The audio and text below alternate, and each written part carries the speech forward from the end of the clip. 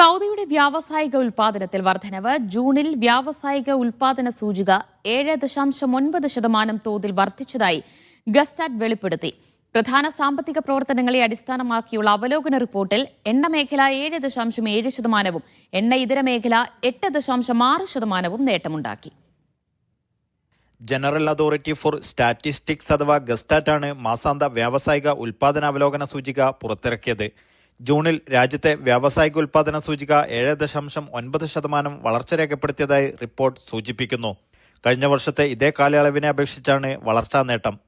ഖനന കോറി ഉപസൂചിക വർഷം തോറും 6% വർദ്ധിച്ചപ്പോൾ നിർമ്മാണ ഉപസൂചിക 11.1% ഉയർന്നു. വൈദ്യുതി, ഗ്യാസ്, നീരാവി, എയർ കണ്ടീഷനിംഗ് വിതരണം എന്നിവയുടെ ഉപസൂചിക 5.6%, ജലവിതരണം, മലിനജലം, മാലിന്യ സംസ്കരണം, പരിഹാര പ്രവർത്തനങ്ങൾ എന്നിവയുടെ ഉപസൂചിക 2024 ജൂണിനെ അപേക്ഷിച്ച് 6.9% വളർച്ച രേഖപ്പെടുത്തി.